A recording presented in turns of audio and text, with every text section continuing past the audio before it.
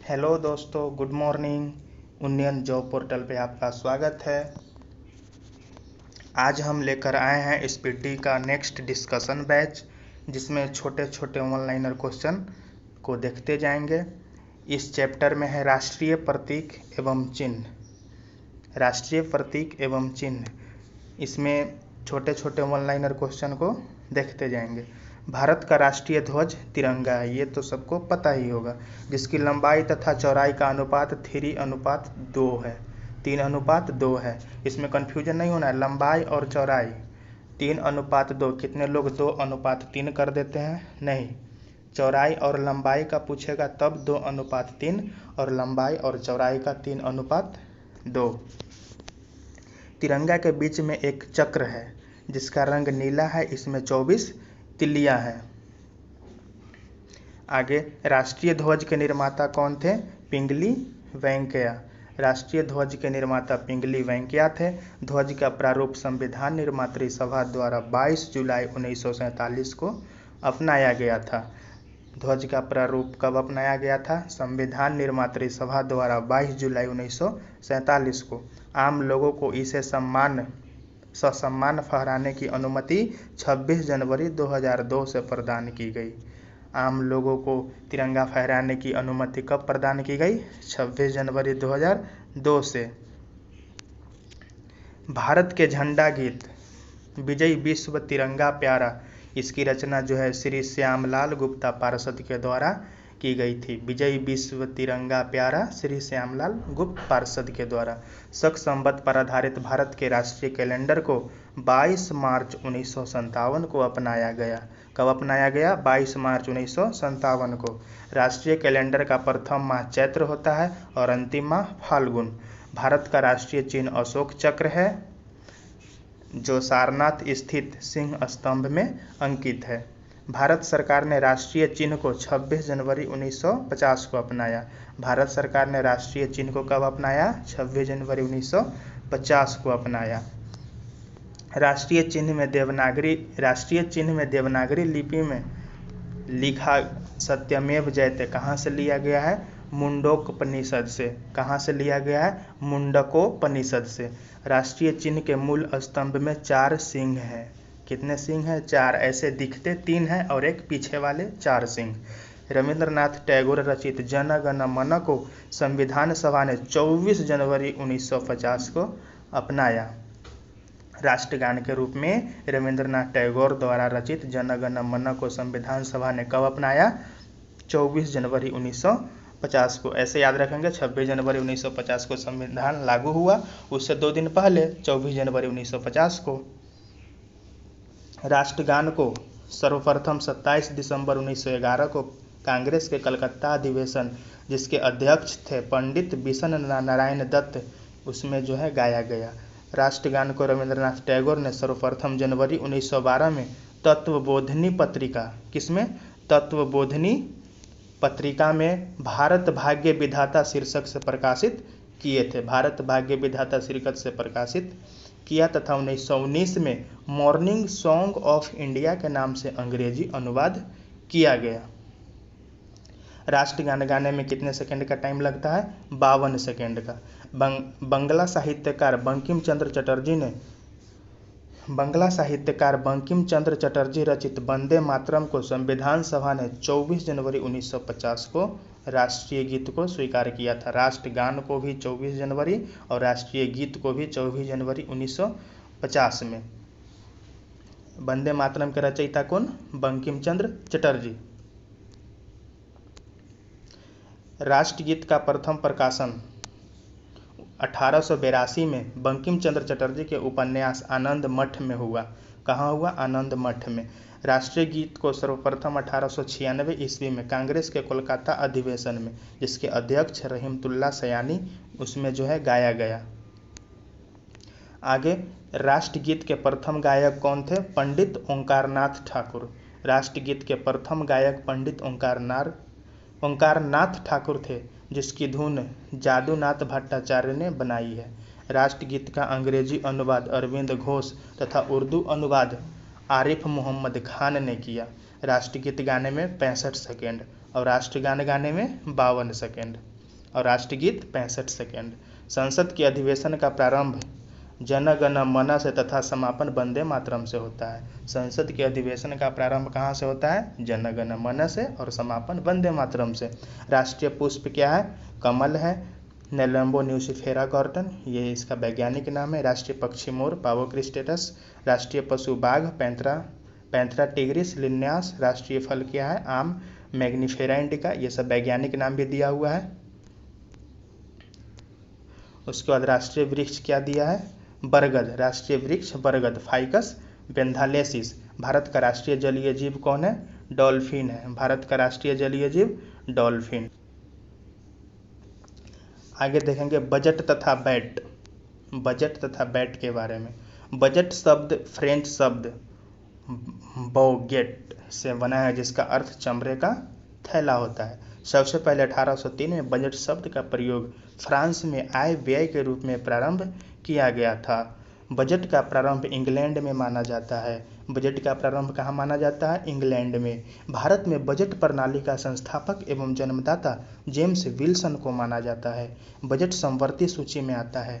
Budget किस सूची में आता है? समवर्ती सूची में आता है। बजट कहाँ पेश किया जाता है? लोकसभा में। बजट को लोकसभा में पेश किया जाता है। सामान्य बजट को वित्त मंत्री फरवरी माह के अंतिम कार्य दिवस को पेश करता है, जिसकी रचना का दायित्व वित्त मंत्रालय पर होता है। सामान्य बजट को वित्त मंत्री फरवरी माह के अंतिम कार्य दिवस को पेश करता है, जिसकी रचना का दायित्व वित्त मंत्रालय पर होता है। भारत का वित्तीय वर्ष 1 अप्रैल से प्रारंभ होता है। रेल बजट को सामान्य बजट से अलग एक वर्थ समिति की संस्तुति पर 1924-25 में किया गया। क्वेश्चन ऐसे आएगा, रेल बजट को सामान्य बजट से अलग किस समिति के संस्तुति पर किया गया? तो एक वर्थ समिति की संस्तुति पर। वर्ष 2017 में भाजपा सरकार द्वारा रेल बजट को केंद्रीय बजट में मिला दिया गया। रेल बजट को केंद्रीय बजट में कब मिला दिया गया? 2017 में भाजपा सरकार द्वारा। स्वतंत्र भारत का पहला बजट 26 नवंबर 1947 को आर.के. शनमुखम शेट्टी ने पेश किया। स्वतंत्र भारत का पहला बजट किसने पेश किया? आर.के. शनमुखम शेट्टी ने 26 जनवरी 1947 को। जॉन मथाई को वर्ष 1950 में गणतंत्र भारत का पहला बजट पेश करने का गौरव प्राप्त हुआ। दोनों में कन्फ्यूजन नहीं होना है। स्वतंत्र भारत का पहला बजट आर.के. शनमुखम शेट्टी 26 नवंबर 1947 और गणतंत्र भारत का पहला बजट जॉन मथाई वर्ष 1950 में। भारत में सबसे ज़्यादा बार बजट पेश करने वाले व्यक्ति मोरारजी देसाई थे। कौन थे? मोरारजी देसाई। इन्होंने 10 बार बजट पेश किए थे। भारत सरकार के बजट के आंकड़ों में कुल व्यय और कुल प्राप्तियों के बीच का अंतर बजटीय घाटा कहलाता है। आउटकम बजट पहली बार 25 अगस्त 2005 को पी चिदम्बरम ने प्रस्तुत किया था। शून्य आधारित बजट का अर्थ है हर बार बिल्कुल नए सिरे से बजट तैयार करना। शून्य आधारित बजट का क्या अर्थ है? हर बार बिल्कुल नए सिरे से बजट तैयार करना। भारत में शून्य आधारित बजट सर्वप्रथम राजीव गांधी ने 1987 से 88 में पेश किया था। बजट पूर्व आर्थिक समीक्षा केवल लोकसभा में पेश किया जाता है, राज्यसभा में नहीं। बजट पूर्व आर्थिक समीक्षा किस में पेश किया जाता है? लोकसभा में, राज्यसभा में नहीं। संविधान का अनुच्छेद 112 में वार्षिकीय वित्तीय विवरण बजट तैयार करने का उल्लेख संविधान के किस अनुच्छेद में है? 112 में। राज्य सरकार को बजट के संबंध में व्यवस्था अनुच्छेद 202 में दी गई है। भारत में वैट यानी कि अप्रत्यक्ष कर की संस्तुति 1976 में लक्ष्मीकांत झा समिति ने दी थी। भारत में वैट की संस्तुति 1976 में लक्ष्मीकांत झा समिति ने दी थी। वैट का संबंध बिक्री कर से है। वैट का संबंध किससे है? बिक्री कर से है। वैट का सर्वप्रथम लागू करने वाला देश फ्रांस 1954 में किया था।